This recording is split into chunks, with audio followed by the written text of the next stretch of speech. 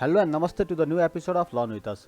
आजको भिडियोमा चाहिँ हामीले डिस्क्रिप्टिभ ज्योमेट्रीको क्वेसनमा डिस्कस गर्छौँ। एउटा कुनै पनि लाइनको प्रोजेक्सन दिँदाखेरि त्यो लाइनको ट्रु लेन्थ कसरी निकाल्ने, आइदर बाई रिभोल्युसन मेथड अथवा बाई एक्जिलरी मेथड, अनि त्यो लाइनले एचपीसँग बनाएको एङ्गल अफ इन्क्लाइनेसन अथवा भीपीसँग बनाएको एङ्गल अफ इन्क्लाइनेसन कसरी निकाल्ने, ती कुराहरू हामी ओभरअल रूपमा आज डिस्कस गर्छौँ। सुरुमा चाहिँ तपाईँको स्क्रिनमा अहिले देखिएको छ, यहाँ चाहिँ कुनै एउटा लाइनको कुनै स्पेसमा भएको एबी भन्ने लाइनको चाहिँ प्रोजेक्सन दिएको छ। जहाँ माथिपट्टि यो ए ड्यास बी ड्यास लेखेको छ, यो भनेको तपाईँको भिपीमा बनेको projection, that is the front view. र त्यस्तै गरेर एचपीमा बनेको प्रोजेक्सन एबी भनेर मैले नोटेसन गरेको छु, त्यो मेरो टप भ्यू हो।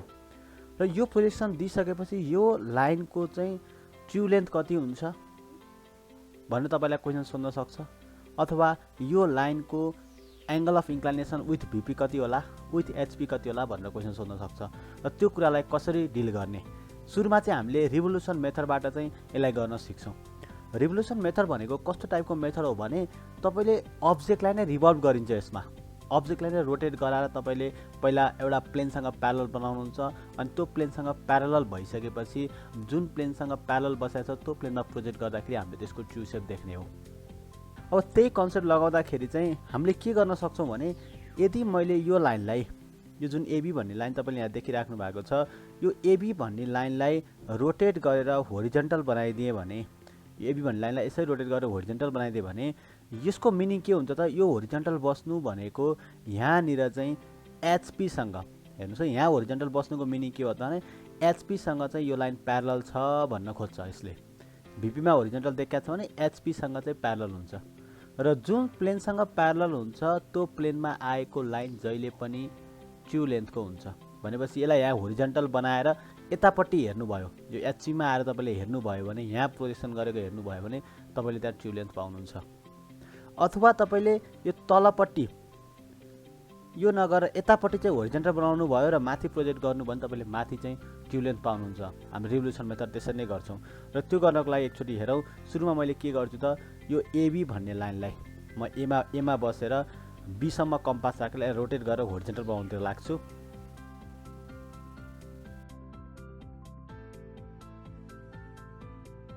अब यो होरिजेन्टल आएकोलाई मैले तल प्रोजेक्ट गर्नु पर्यो,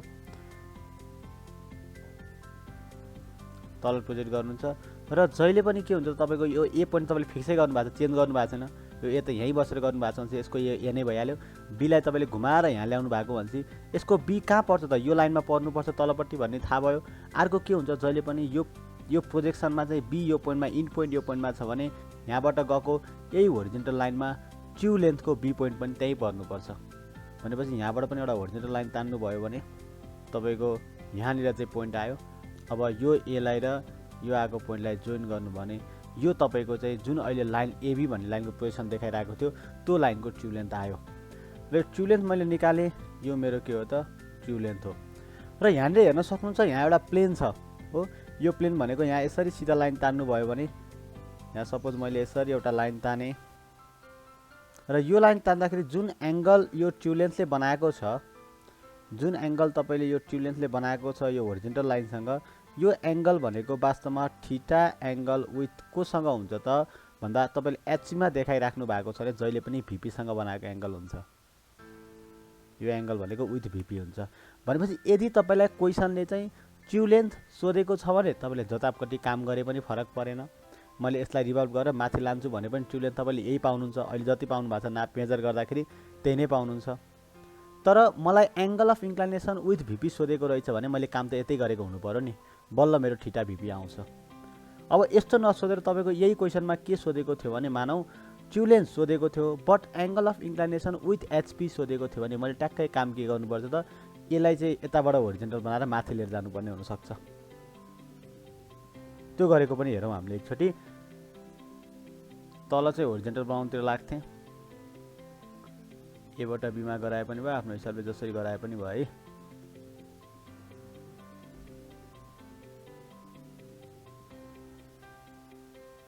यसलाई यहाँबाट यसरी घुमाएर होरिजेन्टल बनाउँथेँ, अनि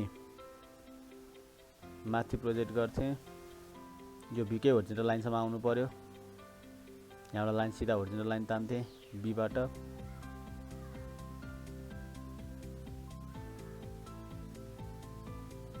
त्यसपछि तपाईको अहिले आएको ट्रु लेन्थ र यो ट्रु लेन्थको लेन्थ चाहिँ एउटै हुन्थ्यो, फरक आउँदैन, किनभने एउटा लाइनको ट्रु लेन्थ भनेको एउटै हुनुपर्छ है। तपाईको ट्रु लेन्थ यही नै आउँथ्यो।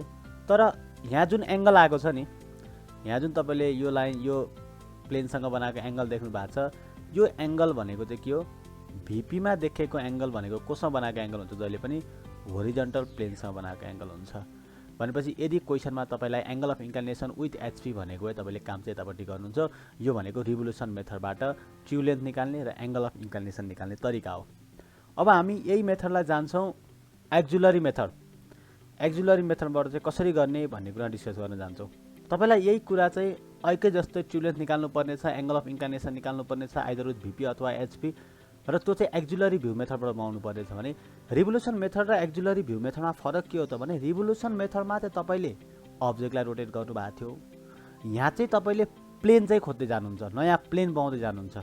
सपोज यो लाइनको ट्रु सेप हेर्नको लागि, यो लाइनको ट्रु लेन्थ हेर्नको लागि तपाईले प्लेन कहाँ बनाउनुहुन्छ त, यही लाइनको प्यारललमा आइदर यता प्लेन बनाउनुहुन्छ अथवा यो लाइनको प्यारललमा यता कतै प्लेन बनाउनुहुन्छ।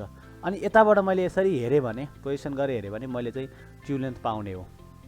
त्यसरी चाहिँ काम गरिन्छ। यसमा नयाँ प्लेन क्रिएट गरेर हामीले एक्जुलरी भ्यू मेथड भन्छौँ। सपोज मैले अहिलेलाई चाहिँ यो दुईटा प्रोजेक्सन दिएको छ, माथिपट्टिको प्रोजेक्सन युज गरेर यसको प्यारललमा एउटा प्लेन बनाएँ है। यसको प्यारललमा एउटा प्लेन बनाउँछु।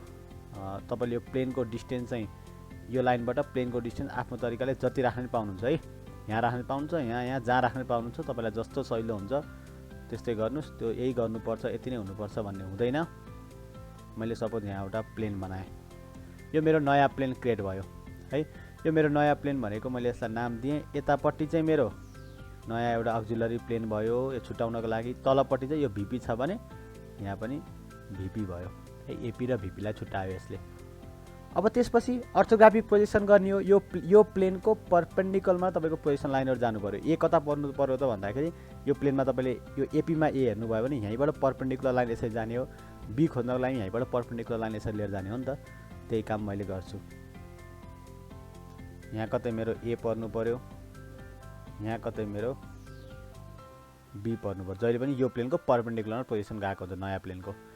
अब एउटा कुरा के यहाँ ख्याल गर्नु भने, अब यहाँनिरबाट ए पोइन्ट पत्ता लगाउनको लागि जहिले पनि हेर्नुस् है, यहाँनिर एउटा की पोइन्ट भन्छु म, यो प्लेन जुन नयाँ प्लेन बन्यो त्यो प्लेन भन्दा पछाडि जाने, पछाडिको प्लेनमा जाने। यो प्लेन भन्दा पछाडिको प्लेन भनेको यो हो किन, भिपी र एचपी छुट्टाएको। यो रेड प्लेन भन्दा पछाडिको प्लेन भनेको यो प्लेन हो।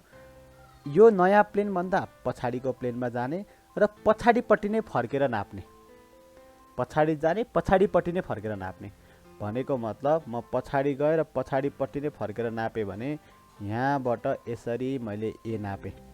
हेर्नुस् है, अब यो नापेको एले मैले कहाँ काट्नु पर्यो त, यो प्लेनमा आएर अगाडिपट्टि यसरी काट्दिने, यो आउँछ। त्यस्तै गरेर बी को लागि पनि पछाडिको प्लेनमा जाने, पछाडि नै नाप्ने, अनि त्यसपछि यो प्लेनमा आउने, यसरी अगाडिको प्लेनमा काट्दिने। यसरी काटे भने मैले यो मेरो यो प्लेनमा पर्ने पोइन्ट बी, यो प्लेनमा पर्ने पोइन्ट अक्जुलरी प्लेनमा पर्ने पोइन्ट बी र अक्जुलरी प्लेनमा पर्ने पोइन्ट ए निकालेँ। यदि मैले यो ए र बीलाई जोइन गर्दै भने यो भनेको मेरो के आएको त, ट्रु लेन्थ आएको हो। यो मेरो ट्रु लेन्थ हो। अब यो मेजर गरेर कति छ भनेर लेखेर यतापट्टि ट्रु लेन्थ इक्वल्स टु तपाईको कति एमएम आउँछ त्यो एमएम मा लेख्न सक्नुहुन्छ। अब यहाँ एंगल अफ इन्क्लिनेसन सोध्यो। यहाँ हेर्नुस् त, यो प्लेनमा छुट्टेको यो रिफरेन्स लाइन, प्लेन लाइन भनेको त यो लाइन हो। यो लाइनसँग बनाएको एंगल हेर्नु पर्यो। यो लाइनसँग बनाएको एंगल हेर्नको लागि तपाईले के गर्न सक्नुहुन्छ, यहाँनिर यो लाइनको प्यारललबाट लाइन तान्न सक्नुहुन्छ। त्यो लाइन तानिसकेपछि यहाँ तपाईको एउटा एंगल आइहाल्यो, त्यो एंगल मेजर गर्न सक्नुहुन्छ, यहाँ आएको एंगल। अब यहाँ जुन एंगल आउँछ नि, यो एंगल भनेको थीटा विथ के हुन्छ त, हेर्नुस् त, अस्ति अहिले के भएको थियो भने यो भिपी र एचपी हुँदाखेरि माथिपट्टि बनाएको एंगल ट्याक्कै अर्को प्लेनसँगको हुन्थ्यो। त्यसको ट्याक्कै माथिपट्टि बनाएको एंगल हेर्यो भने ट्याक्कै अर्को प्लेनसँग बनाएको एंगल हुन्थ्यो। तलपट्टि बनाएको एंगल हेर्यो भने ट्याक्कै माथिको अपोजिट अर्को प्लेनसँग बनाएको हुन्थ्यो। यहाँ के हुने भयो त, एपी र भिपी छुट्टेको छ भनेपछि यहाँ बनेको एंगल भनेको यो एपी होइन कि, यसको ट्याक्कै अर्को प्लेन के छ, भिपी, भिपीसँग बनाएको एंगल चाहिँ हुने रहेछ। भनेपछि अक्जुलरी भ्यू मेथडमा तपाईले भिपीसित बनाएको एंगल पत्ता लगाउनलाई काम कता गरेको हुनु रहेछ त यो भिपी साइडतिरै काम गर्नुपर्ने रहेछ भिपी साइडतिर प्लेन बनाएर जानु भने तपाईले टक्क भिपीसँग बनाएको एंगल पाउनुहुँदो रहेछ त्यसै गरेर यस्तै काम यो लाइनको रिफरेन्स लिएर गरौँ न एकचोटी है यो लाइनको रिफरेन्स लिएर मैले काम गरे भने के पाउँछु त हेरौँ त पहिला यसको प्यारललमा एउटा प्लेन तानौं यो प्लेन तानियो त्यसपछि यहाँबाट अर्थोग्राफिक प्रोजेक्सन गर्नको लागि 90 डिग्रीमा राख्ने यो प्लेनको यो लाइनमा कतै बी पर्नु पर्यो हैन त्यसपछि यता कतै ए पर्नु पर्यो एचपी भयो यो तपाईको एपी अक्सिलरी प्लेन भयो एउटा अब के गर्ने हो त भन्दा यो प्लेन भन्दा पछाडीको प्लेन यो प्लेनमा जाने पछाडी नै फर्केर नाप्ने पछाडी जाने यहाँ गए म पछाडी नै फर्केर नापे त्यसपछि यता आए यहाँ अगाडि काटे फेरि पछाडी गए पछाडी नै नापे त्यसपछि यहाँ आए र यसरी यहाँ काटे यो मेरो नयाँ प्लेनको लागि के आयो दुईटा पोइन्ट ए र बी आयो यो मेरो ए हो भने यो मेरो बी हो है त अब यो दुईटालाई जोइन गरे भने यसले के दिन्छ त ट्रु लेन्थ दिन्छ मलाई र माथिपट्टि तपाईको जे ट्रु लेन्थ आएको थियो यहाँ पनि त्यही आउँछ किनभने एउटा लाइनको ट्रु लेन्थ भनेको त सेम हुनै पर्यो माथि तपाईले जे ट्रु लेन्थ निकाल्नु भएको थियो यो मेजर गर्दा यो ट्रु लेन्थ पनि त्यही लेन्थको नै आउँछ अब थोरै इन्स्ट्रुमेन्ट इररको कारणले गर्दा 1 mm 2 mm फरक हुने छुट्टै कुरा भयो तर यहाँ जुन एंगल अफ इन्क्लिनेसन आउँछ नि यो प्लेनसँग बनाएको एंगल हेर्यो भने त अब यो प्लेनको प्यारललमा